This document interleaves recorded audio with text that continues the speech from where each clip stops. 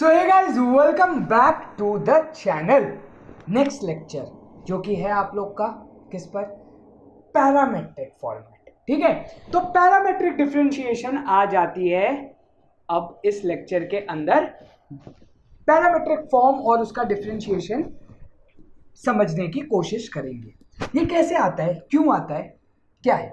ठीक, तो parametric differentiation आप लोग ने देखा होगा कि कुछ क्वेश्चन आप लोग के बुक में इस टाइप के हैं। अगर मेरा x is equal to 80 square है, y is equal to 2t है, then find dy by dx। एक पूरी एक्सरसाइज है, मुझे एक्सरसाइज नंबर तो याद नहीं रहते, बट एक पूरी एक्सरसाइज है। कैसे करते हैं ये क्वेश्चन है। तो आप लोग को पता है, जिन्होंने तो पढ़ा हुआ होगा उनको पता है dy बाई dt निकालते हैं, dx बाई dt निकालते हैं। क्यों निकालते हैं वो समझेंगे, और उससे पहले पैरामेट्रिक होता क्या वो समझ लेते हैं। बेसिकली पैरामेट्रिक डिफरेंशिएशन, ये पैरामेट्रिक वर्ड का मतलब क्या होता है, एक पैरामीटर है। क्या पैरामीटर है? एक फंक्शन को डिनोट करने का। ठीक है, एक फंक्शन को डिनोट करने का पैरामीटर होता है। ये पैरामेट्रिक फॉर्म, जैसे कि मैं आप लोग को एक रैंडम सा एग्जांपल बता दूं। आप लोगों ने लास्ट ईयर क्लास 11th के अंदर आप लोग ने एक चीज पढ़ी होगी, सर्कल की इक्वेशन कुछ इस टाइप की होती है। अगर याद है तो अच्छी बात है, नहीं है तो कोई भी बात नहीं। ये हो, अब इस सर्कल को आप दूसरी तरीके से भी इसकी इक्वेशन को रिप्रेजेंट कर सकते हो। किस पैरामीटर के हिसाब से? With respect to angle, with respect to trigonometric ratios. कैसे? अगर मैं x को a cos थीटा मान लूं और y को अगर मैं a sin थीटा मान लूं, तो आप देखोगे मेरा LHS और RHS इक्वल आ जाएगा। कैसे? ये बनेगा a स्क्वायर कॉस स्क्वायर, ये बनेगा a square sine square. a square common आ गया, cos square plus sine square कितना होता है? 1 होता है, तो a square is equal to a square आ गया। जी हाँ, ये तो बेसिक सा मतलब है, समझ में आ गया। तो पैरामेट्रिक क्या होता है, एक सर्कल को ये equation normally x y plane पर तो डिनोट करती है, लेकिन और कैसे करती है और किस रिस्पेक्ट में हम लोग कर सकते हैं? Through angles and trigonometry. इसको हम लोग बोलते हैं पैरामीटर।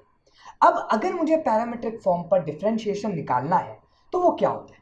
अगर इसी टाइप का आप लोग को क्वेश्चन लेट सपोज दिया हो, तो कैसे मैं dy बाई dx निकालता हूं, जरा ध्यान से देखना। dy बाई dx आप लोग को पता है ऐसे लिखा हुआ है। मैं क्या करूंगा, इसमें multiply by dt divide by dt, ऐसा कर दिया। अब इससे होगा क्या, ये समझने की कोशिश करो। देखो, एक लेक्चर में याद करो, मैंने आप लोग को इम्प्लिसिट के जब मैं शॉर्टकट ट्रिक पढ़ा रहा था, जिन्होंने इम्प्लिसिट की शॉर्टकट ट्रिक नहीं देखी प्लीज देख लो, काम में आएगी। इम्प्लिसिट जब मैं आप लोग को पढ़ाया था शॉर्टकट ट्रिक, तो मैंने आप लोग को जब डिनोमिनेटर बोला था तब क्या बताया था कि treat x as constant and do with respect to y. बिल्कुल वैसी चीज यहां पर भी बनेगी। कैसे, जरा ध्यान से देखना। अगर मैं अब क्या करूं, ये वाला पार्ट एक पार्ट मान लूं और ये ब्लू वाला एक पार्ट, तो देखो ये क्या बन रहा है। ये बन रहा है basically dy by dt into dt by dx, right? क्या ये बन रहा है? dy बाई dt का मतलब तो समझ में आता है कि y मेरा एक फंक्शन है जो कि मेरा independent variable, sorry dependent variable है, t मेरा इंडिपेंडेंट वेरिएबल है। तो मैं क्या कर रहा हूं, y मेरा एक फंक्शन है विद रिस्पेक्ट टू एक t में, एक वेरिएबल में। जैसे f ऑफ x होता है y, तो y is a function in x, y is a function in t, तो we are differentiating with respect to t। But यहां पर अब एक उल्टी चीज हो गई है। यहां पर क्या उल्टी चीज हो गई है? t is a function of x, t is a function of x and then we are differentiating with respect to x। क्या यहां पर t is a function of x है? नहीं, ये तो उल्टा है भाई, x is a function of t है। x is equal to 80 square है, x is a function of t। तो अब हम लोग इसको कैसे सोचे कि कैसे अपने काम के लिए यूज करें, जरा याद करो। क्या मैं 2 को 1 डिवाइडेड बाय 1/2 भी लिख सकता हूं? जी हाँ, लिख सकते हो यार, बिल्कुल सही बात है। कैसे? 1 डिवाइडेड बाय 1/2 क्या होगा? 2 ही तो होगा, रेसिप्रोकल हो जाएगा। तो मैंने 2 को क्या किया, 1/1/2 लिखा। वैसे ही हम लोग क्या करेंगे, जरा ध्यान से समझना, वैसे ही हम लोग क्या करेंगे, dt बाई dx को लिखेंगे 1/1 dt बाई dx। आई बात समझ? तो इससे होगा क्या? अब मुझे एक चीज बताओ, ध्यान से समझना, 1 upon a fraction 1 upon 2/3 can be written as 3/2 as well. 1 upon 2/3 can be written as 3/2.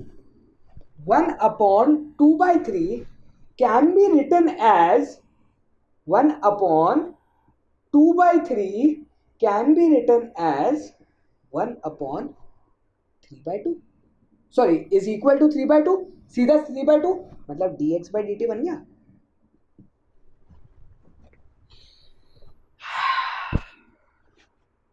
आई बात समझ?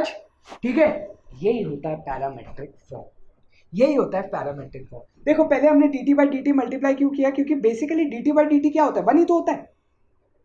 You can actually any number which is written on the board, कहीं पर भी लिखा होता है, it is actually multiplied by 1.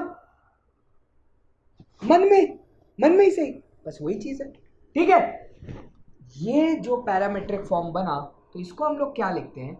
dy/dx can be written as dy/dt divided by dx/dt. तो आप देखोगे ये dt और ये dx एक साथ मल्टीप्लाई हो जाएगा और ये dt ऊपर चला जाएगा अगर आप पूरा फ्रैक्शन को एनालाइज करोगे. हमारे लिए ये इंपॉर्टेंट नहीं था, हमारे लिए बस ये इंपॉर्टेंट था.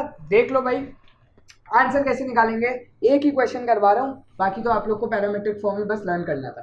तो ये मैंने आप लोग को बता दिया. इसमें मैं डबल डिफरेंशिएशन जरा लेके आ रहा हूँ. डबल डिफरेंशिएशन हम लोग कर चुके हैं, वही चीज को जरा मैं पैरामेट्रिक में एक बार लाऊंगा. वो चीज बस आप लोग ध्यान से समझ लो. dy/dt 2t का डिफरेंशिएशन 2, at² का डिफरेंशिएशन एक कांस्टेंट है तो क्या हो जाएगा 2at. फाइनल आंसर कितना आ गया? 1/80 आ गया. बस यहां तक आप लोग को चीजें करनी थी. लो समझ में आ गया? ये होता है पूरा पैरामेट्रिक डिफरेंशिएशन जो आप लोग को आ गया. नेक्स्ट स्टेप क्या होता है कि अगर मुझे पैरामेट्रिक डिफरेंशिएशन में ही d²y/dx² मतलब d2y/dx² या ठीक है डबल डिफरेंशिएशन निकालना है तो मैं कैसे निकालूंगा? मेन बात ये आती है. तो जरा ध्यान से समझना. डबल डिफरेंशिएशन जब आपने पढ़ा था तो वो क्या होता है? Differentiation of basically dy/dx with respect to x, right? यही चीज तो होती है. मतलब क्या हुआ? मतलब क्या हुआ कि मैं क्या कर रहा हूं, इसको अब वापस डिफरेंशिएट कर रहा हूं. मैं इसको अब वापस डिफरेंशिएट कर रहा हूं. समझ में आई बात? बस अब यही चीज को थोड़ा सा फोकस करना. जब मैं ये चीज निकालना होता है, जब पैरामेट्रिक में मुझे d2y/dx² या डबल डिफरेंशिएशन निकालना होता है, तो हम क्या करेंगे? जो मेरा dy/dx आया उसको मैं आप लोग को सीधा ट्रिक बता रहा हूँ, सीधा ट्रिक ही बता रहा हूँ. आप लोग कैसे आया, क्यों आया, अगर आपको इतना बड़ा प्रूफ चाहिए वो बता दूंगा कभी और, अभी के लिए वो नहीं. ये मैंने बेसिक नॉलेज के लिए बता दिया था. ये अब कैसे आया वो सीधा फॉर्मूला लर्न करो, क्योंकि इसका प्रूफ नहीं सोचना है. आप क्या करो, ये जो फंक्शन है ना dy/dx, इसका डेरिवेटिव विद रिस्पेक्ट टू क्या निकालोगे? t. With respect to t into क्या करोगे? इनटू क्या करोगे? जरा ध्यान से समझना.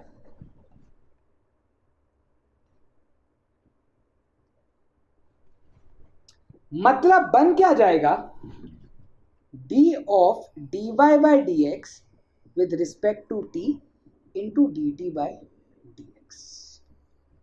बस आपको ये चीज करनी है याद.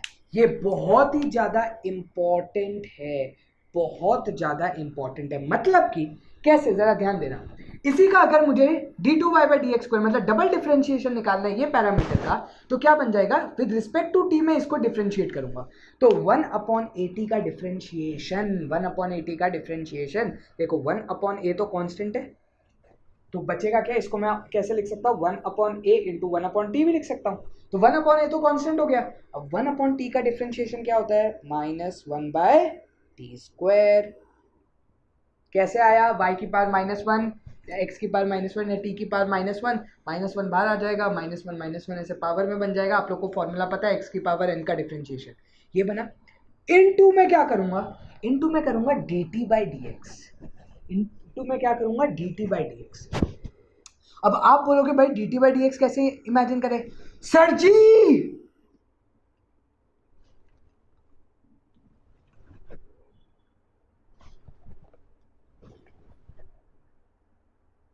क्या भी की तरह बिल्कुल dt बाई डी एक्स।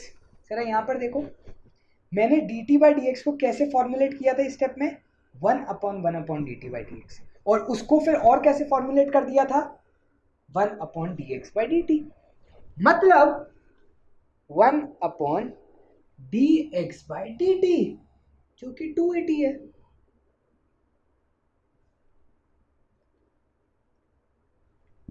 इसका आप लोग एक और वर्जन लिख सकते हो,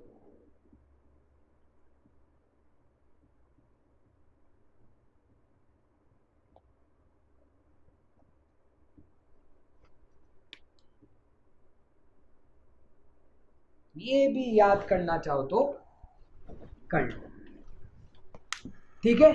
बेसिकली ये डबल डिफरेंशिएशन आता कैसे है वो भी एक बार बताता हूँ कि आप इसको t से रिस्पेक्ट में डेरिवेटिव लेते हो, आप इसको रिस्पेक्ट में डेरिवेटिव लेते हो, फिर क्या होता है आपके क्या बनेगा, बेसिकली ये चेन रूल लग रहा है।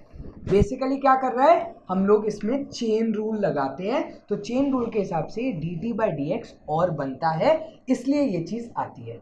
आप लोग dt बाई डी एक्स क्यों बन रहा है अभी अगर आप फोकस नहीं करोगे और सीधा फॉर्मूले बेसिस पर जाओगे तो वो सबसे आसान तरीका है क्या कि पहले मैंने dy बाई डी एक्स निकाला, ठीक है, dy बाई डी एक्स मिला, अब मैं dy बाई डी एक्स को वापस डिफरेंशिएट कर देती हूँ या कर देता हूँ विद रिस्पेक्ट टू t, कर दिया, ठीक है। अब मुझे क्या करना है, into dt by D x करना है या फिर इंटू बेस्ट है 1 जो मैंने डिनोमिनेटर लिखा है वो मैंने एज इट इज लिख दिया 1/280। This is my final answer. तो बस यही समझाना था आप लोग को पैरामेट्रिक डिफरेंशिएशन में। Thank you guys for watching, meet you in the next video, जो कि सिर्फ एक सिंपल टॉपिक पर है। अगर differentiation of a given function upon differentiation of a given function आ जाए तो वो कैसे करेंगे, वो पैरामेट्रिक की तरह ही करेंगे, बस वो चीज बची है। So this is it from this video guys, thank you guys for watching, meet you in the next video, bye bye, take care, शबा खैर, थैंक यू।